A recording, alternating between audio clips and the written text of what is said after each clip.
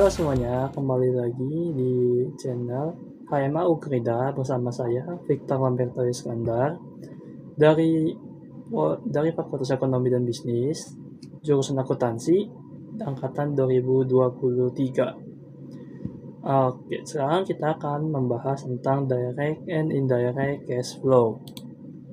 Uh, Cash flow ini apa? Cash flow adalah arus kas yang memperlihatkan adanya perputaran uang masuk dan keluar pada suatu perusahaan. Bisa juga diartikan sebagai sebuah aliran dana masuk dan keluar dalam kurun waktu tertentu sebagai bentuk bukti adanya aktivitas keuangan. Nah, kita memiliki dua jenis dalam sistem pencatatannya. Yang pertama ada direct method atau metode langsung, dan yang kedua adalah indirect method atau metode tidak langsung. Nah, kita bahas yang direct method. Nah, ini tuh dia melaporkan penerimaan kas dan pengeluaran kas dari kegiatan operasi. Selisih di antara kedua jumlah tersebut adalah arus kas bersih dari kegiatan operasi. Metode langsung mengurangi penerimaan kas operasi dengan pengeluaran kas secara ringkas. Nah, keunggulan dari metode langsung ini adalah menyajikan penerimaan dan pembayaran kas operasi.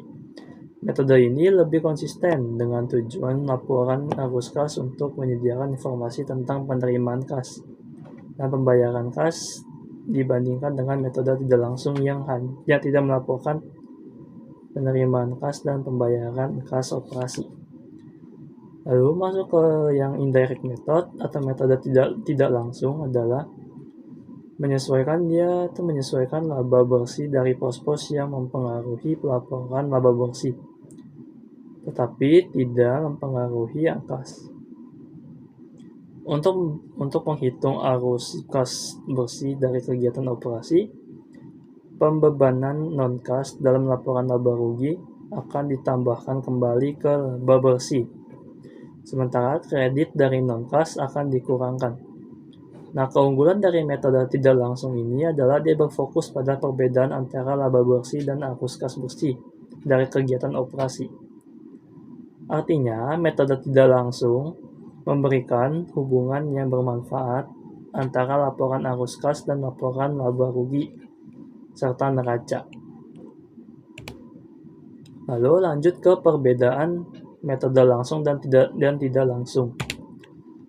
Nah, untuk metode langsung itu lebih mudah dibuat karena proses pembuatannya bergantung pada anggaran dan data keuangan yang telah dilaporkan dalam laporan keuangan lainnya. Sehingga kita sebagai pencatat itu tidak perlu mencari informasi tambahan di luar neraca dan laporan laba rugi. Nah, yang kedua sesuai dengan standar industri. Jadi dia sesuai dengan standar industri dan lebih banyak dipakai itu adalah metode langsung. Terus yang kedua ada indirect method. Nah, kalau indirect method itu keunggulannya itu lebih mudah dalam praktik. Bagi banyak perusahaan, metode indirect ini lebih mudah diterapkan karena lebih sederhana dalam hal mengumpulkan data dan perhitungan arus kas. Tidak perlu menghitung arus kas dari setiap transaksi operasional yang bisa sangat rumit. Terus yang kedua, dia konsisten dengan laporan keuangan. Metode indirect lebih konsisten dengan laporan keuangan yang sudah ada, terutama laporan laba rugi dan neraca. Ini memudahkan dalam menghubungkan antara perubahan laba dengan perubahan kas. Nah, berikut adalah contoh dari laporan indirect method. Dan yang selanjutnya adalah contoh laporan dari yang direct. Ini yang direct, ini yang indirect. Nah, kalau dilihat yang indirect ini kita mulai dari pendapatan bersih ya, yang paling atasnya. Nah, kalau yang kedua ini dia mulai dari kas yang diterima dari pelanggan. Terus untuk secara garis besar dia ada 3 pos. Yang pertama itu adalah yang untuk operasi, aktivitas operasi, yang kedua investasi, dan yang ketiga pendanaan. Nah, yang operasi ini itu dia berkaitan dengan operasional sehari-hari dari perusahaan. Yang kedua itu investasi itu dia lebih untuk pembelian aset ya.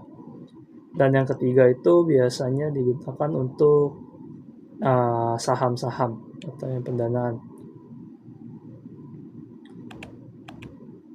Oke, kita lanjut ke contoh soalnya.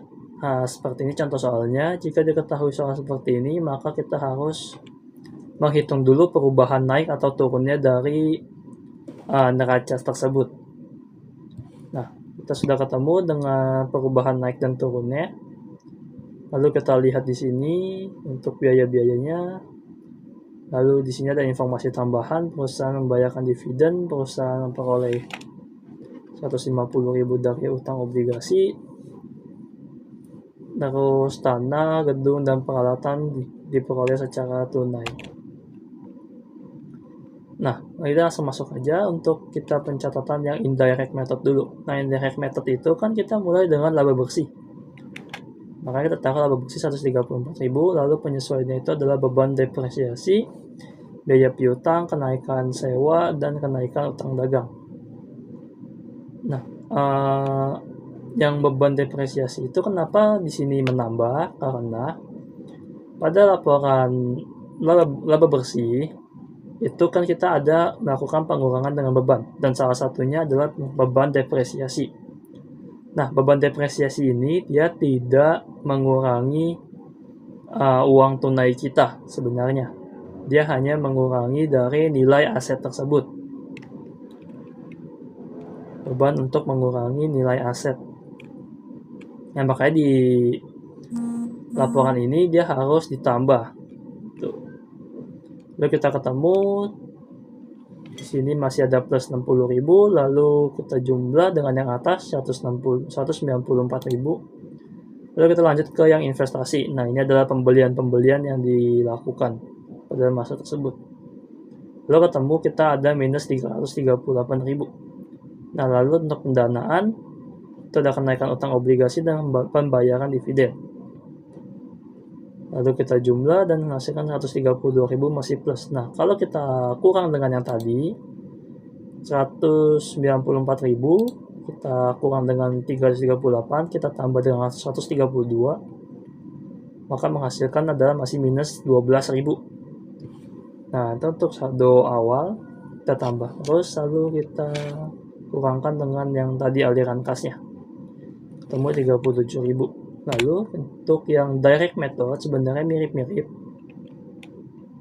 hanya saja di perbedaan di awal ini adalah penerimaan dari pelanggan ini 502.000. Nah, 502.000 itu dapat dari mana? Dari penjualan ditambah sama piutang awal dikurangin sama piutang akhir, yaitu 492.000 ditambah sama 36.000 dikurangin 26.000 menghasilkan 502.000.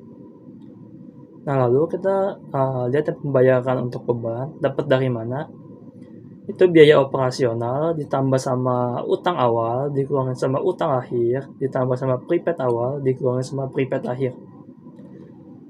Yang berarti 269.000 ditambah 5.000 ditambah 4 dikurangin 40.000 ditambah 6.000 dikurangin 0. Lalu untuk pembayaran pajak ada di soal. Lalu kita jumlah ketemu 194.000. Nah, sisanya itu sebenarnya sama aja seperti yang tadi. Untuk yang investasi itu tanah, gedung, dan peralatan. Terus yang untuk pendanaan juga masih sama. Lalu kita jumlahkan ketiganya, ketemu 12.000. Nah, untuk saldo awalnya 49.000, lalu kita kurangi dengan 12.000, menghasilkan 37.000. Nah, untuk sekedar info, saldo akhir kas ini nih dia harus sama ya dengan yang di sini ya, dengan tahun selanjutnya. 37.000 ini harus sama. Oke, sekian untuk materi pembelajaran pada hari ini. Terima kasih dan sampai jumpa.